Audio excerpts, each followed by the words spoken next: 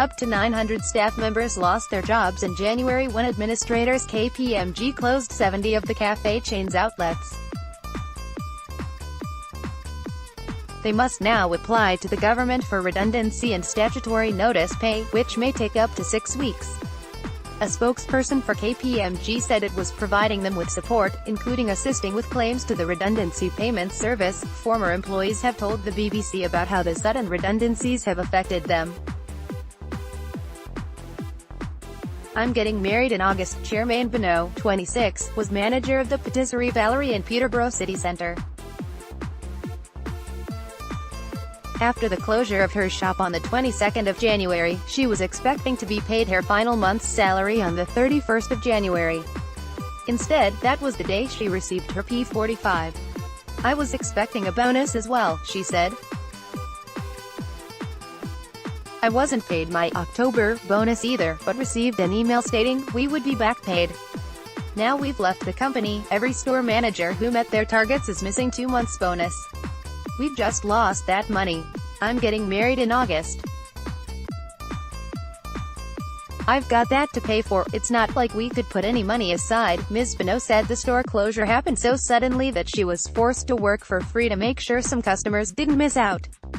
"I had 2 customer cakes in the fridge due to be collected later," she said.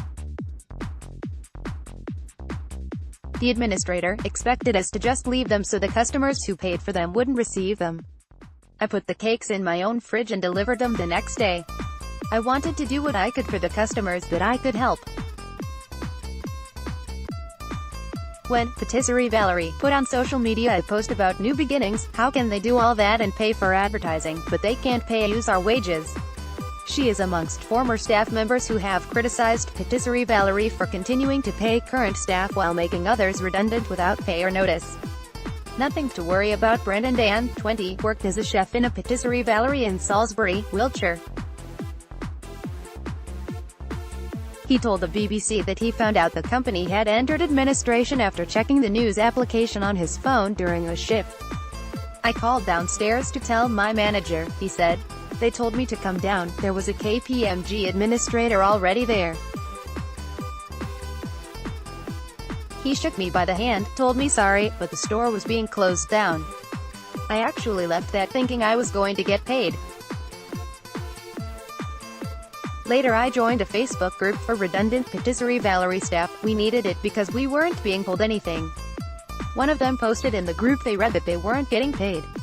He said that his area manager had told him days earlier that there was nothing to worry about.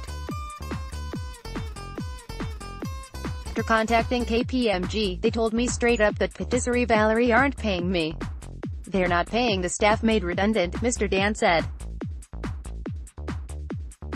"We all started freaking out a little bit. Eventually I filled out my claims form through HMRC, but it takes up to 6 weeks to even see any money," a spokesperson for the administrator said. "We recognize this is a very difficult time for those members of staff who have lost their jobs.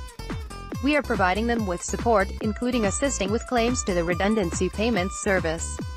Meanwhile, Dave Turnbull from the union Unite said the redundancies could constitute unfair dismissal. "The company is still trading, so it does still have some money," he said. "They should be demanding they get paid. This could be unfair dismissal. Even if the company is in administration, it should have gone through the proper process to make them redundant." By Tom Gherkin, UGC.